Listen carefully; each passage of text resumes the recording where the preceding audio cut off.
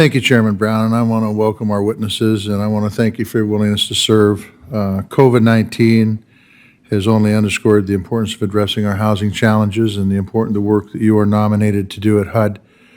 Similarly, over the last year and a half, facing this health and economic crisis has highlighted the work and sacrifices Montana and our nation's law enforcement officers, first responders, and their families make every day to keep us safe. And this year in particular, since January 6th, which we might think this is the safest place in the world, but I'm still shaken to the core by what's happened there and the lack of any sort of investigation to find out what's happened so this won't happen again. We have seen up close that the risk and sacrifices can mean for women and men who protect us right here in the Capitol every day as we hold hearings like this one and we go to votes. It is my colleagues and my duty to ensure that we're meeting their needs during meeting the first responders' needs during changing and challenging times, whether that's by making sure that our cops and firefighters can stay on the beat by allowing towns and counties to recoup pandemic revenue losses as we passed in the American Rescue Plan, or by cutting red tape for the families of fallen officers to access their earned benefits. Our police and first responders need the government to defend them, not by just words, but providing them with tools and the money to do tough jobs safely and efficiently. Now, housing is also a critical issue in my home state and across the country, and you all are nominated for positions at the Department of Housing and Urban Development, and I want to have time to ask you about that. But first, I want to ask you a very simple question, and you were sworn under oath before this committee started. So quickly, just a yes or no. Do you support defund the police? No, I do not, Senator. No, I do not, Senator. No, I do not. So if in fact these folks are lying, they're perjuring themselves, and I would suggest take appropriate action. Otherwise, take them at their word, because that's what they said under oath right now, today, in this committee meeting.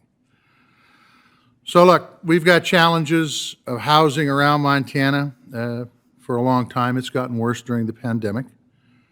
There are areas of the state where there isn't enough affordable housing, but there are also places without housing available at any price point. I know there's no silver bullet to fix this, but I am curious about what each of you see as your priorities, if confirmed, to start addressing the housing challenges that we're seeing all across this country. Now, I'm talking not only availability, but I'm talking affordability. You can go first, Ms. Gordon. Thank you, Senator, for that excellent question. And thank you for the work we've done in the past on housing finance reform issues. In Montana, you are facing these twin issues. When it comes to supply, we do need more availability. There are many ways we can look at that.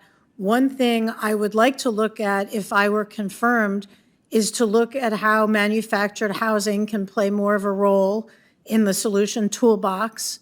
But I will also talk about areas, such as, say, Bozeman, Montana, where you have an influx of a lot of people coming in and buying homes with cash. And I think it's driving up prices.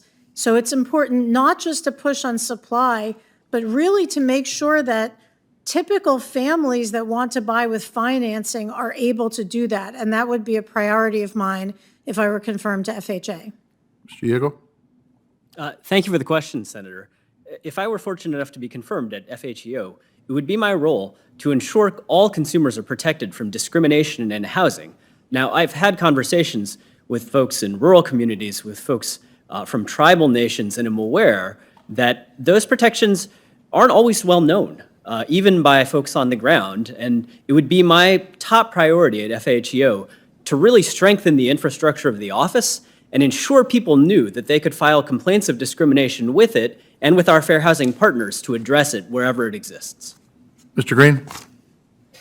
Thank you so much for the question, Senator, and I appreciate the extraordinary housing needs in your state and across the country. And I'm going to give what may sound like a remarkably researcher response, but it is data. Data is so essential to meeting both the supply and demand side challenges. I've written extensively about gaps in data and knowledge about the effect of local land use and other regulations that constrain supply. We need better data to be able to come up with better policy solutions. My colleagues at the Urban Institute have written extensively about the lack of data on housing needs in rural communities, particularly. We need better data in order to address those needs. And on manufactured housing, such an essential part of our affordable housing stock, particularly in rural communities, we need better data about what the barriers are to providing more of it and what are the challenges in the existing stock. So, but I'm not content to leave it with data. I'd want to, if I was confirmed, I'd want to apply the best available data, research, and evidence to problem solving and work very closely with you and the committee on that. Thank you, Mr. Chairman.